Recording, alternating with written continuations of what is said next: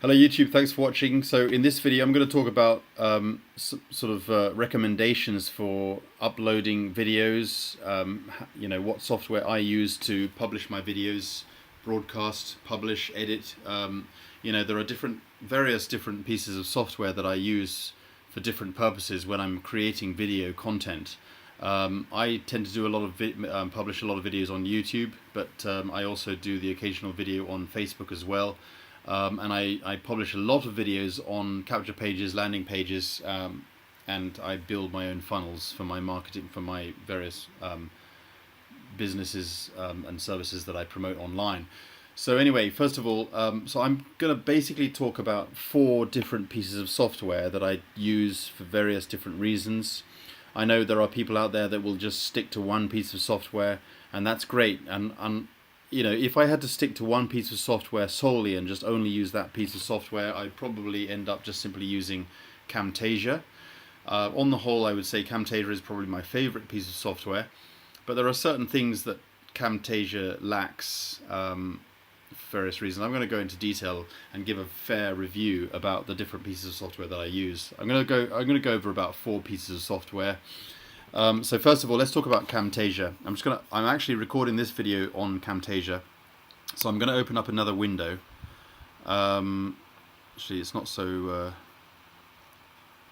obvious how to. Yeah. So when you're recording using a particular software like Camtasia, it's difficult to demonstrate it while you're using it to actually record the very video that you're using to demonstrate the software that you're showing off, if you see what I mean. So this is Camtasia. I'm not going to go into technical details about Camtasia, but the reason why I like Camtasia is because you can do pretty much anything with it. You can just do a headshot type video where it's just you in the video completely and nothing else, or you can do a screencast, rather like showing off what's on your screen if you're doing a software demonstration, or showing off your results, or some kind of product display, product promotion or something.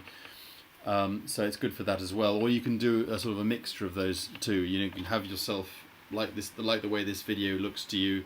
You've got your camera there. You've got your face in the picture. You're also showing off the actual screen, what you're doing on screen as well. Gives it that little sort of extra personal touch to your videos, so that people can see who you are and relate to you, and you're sort of branding yourself.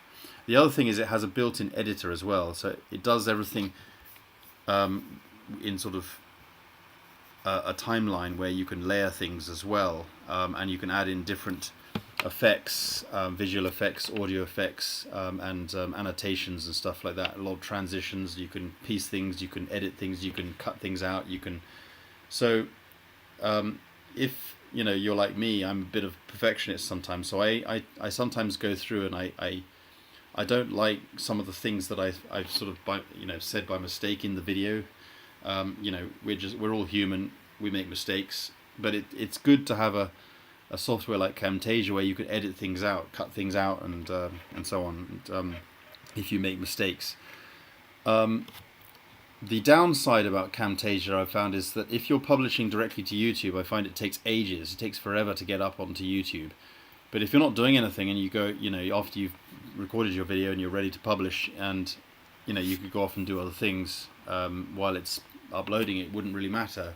But I have found what I tend to do is, rather than publishing it directly to YouTube, I find that it's a lot quicker, believe it or not, that to actually share it to a local file first, and then upload it, and then drag and drop it onto the YouTube uploader directly. So you're basically just saving it to a local file, MP4, and then you can upload it after. It tends to work quicker than that. It really does take forever if you upload it directly to YouTube using this here.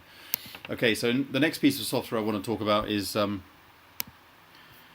going to talk about a free piece of software called OBS. So I'm just going to open up OBS. This is 100% free. There isn't even a paid option. Now you can actually see me here.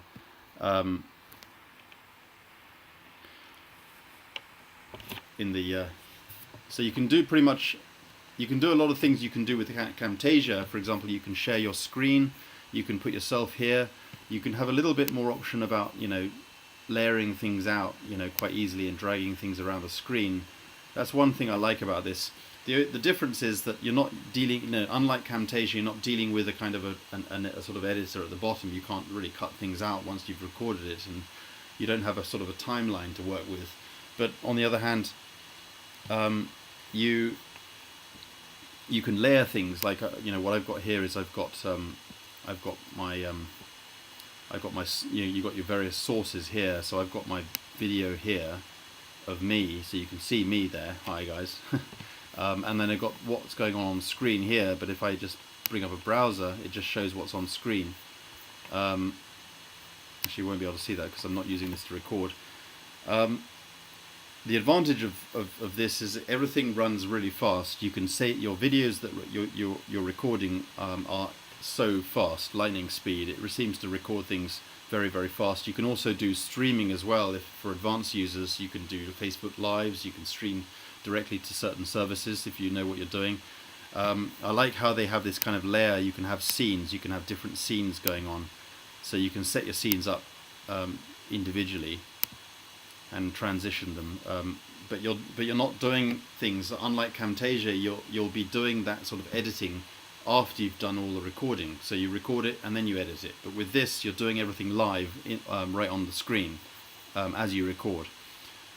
So some people might say that this is slightly more technical. It's just something to get used to. The only downside about this, the thing I don't like about it's sort of, I mean, yeah, it sort of throws you a little bit, you know, especially if you're doing streaming.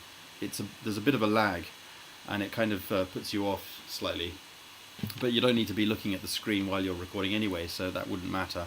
The other downside is that it seems to use a lot of computer resource. If you're on a kind of a slightly oldish laptop like I'm on, my computer starts to scream if I've been running this for a while. But it is a fantastic piece of software for free users. If this is excellent, and it's even advanced. You know, it does some very powerful things that you would expect to pay for, to be honest. So it is a great piece of software. And actually the other thing I love about this software is it's exceptional quality for green screen. If you've got a green screen like I have in the background, it basically takes anything out, even if you haven't got very good lighting. Camtasia also has a green screen editor, but it's not so good. You know, it's quite difficult. You've got to get very good lighting in order to get good results with Camtasia. So I'm just going to close that now. So next piece of software that I also highly recommend is a piece of software called Screencastify, that is actually free, but I'm using the premium version. It cost me about 15. I think it was about, no, it might have been 20. I can't remember. It was something like $20 a year, or was it 15? It's $20. I think it was $20 a year. But the thing I like about this is if you're doing videos where you want to quickly broadcast something really, really fast, and you don't want to load up a full-blown piece of software or whatever, you can it just sits on your browser, basically Google Chrome, and you load it, you click record, and you record what you've got on the screen. You can even use your webcam, so you can even use both at the same time, webcam and you know, so you can embed your webcam on, you know, what you're doing on the screen as well. So you can do those things. There is a built-in editor. I can't remember if this was available for the free version. It might not be, but it's in any case, it's very weak. It's not very advanced, the editor. So you're really just going to be able to trim and stuff. You're not going to be able to do many advanced things. But the thing I love about this piece of software is if you're doing a quick tutorial for a teammate, or you just want to help someone out, or you want to get something on YouTube as quickly as possible, this is a great software that I found. So yeah, Screencastify is pretty damn good. It uploads it onto YouTube very quickly, so that's good. And then the last piece of software, which is the software I actually started out on initially, the first piece of software I ever had. I do have it on this computer, but I haven't used it for years, is Screencast-o-matic. There it is, Screencast-o-matic. which you can use the free version. I don't think it's going to load on now that I got. No, it's not. For some reason, it's not loading. Oh, I think it might. Oh, there it is. So I used to use the Pro recorder, but I don't have the license for that now because I stopped using it. Now I've moved over to Camtasia, but the paid version is $15 a year.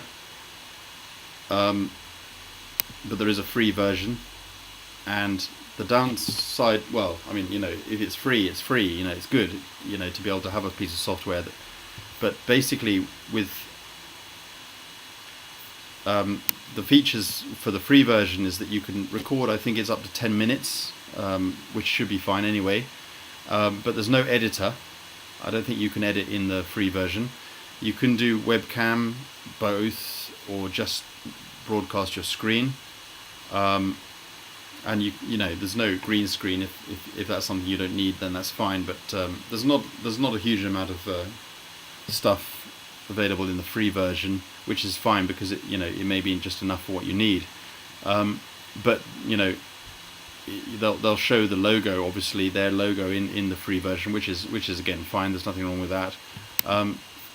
But I just needed some extra features. So you know, for me, if I'm doing a full-blown video, you know, I'd probably use Camtasia. If I want to do things really quickly, I'd probably use Screencastify.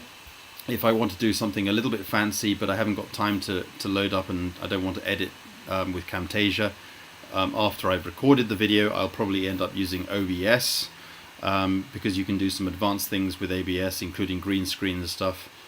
You can also broadcast to Facebook Live, so you can do Facebook Lives using this and broadcast your screen, which is pretty impressive. But on the whole, I would say Camtasia is my favorite overall, on the whole, generally. Yeah, absolutely. So I've basically said 4 pieces of software.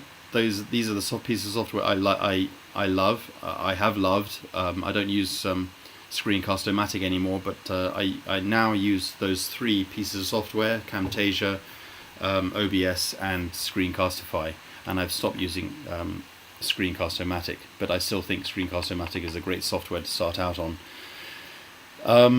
Anyway, thanks for watching. Actually, the other thing I was going to say about Screencast-o-matic is it'll get your video onto YouTube quite quickly. But actually, having said that, I think Screencastify does it even quicker. So, you know, if you're asking me which one is better, Screencastify or Screencast-o-matic, I would say definitely Screencastify is probably better, I would say. But again, that's just a matter of opinion. Anyway, thanks a lot for watching, guys, and hope that was useful. All the best, and bye for now.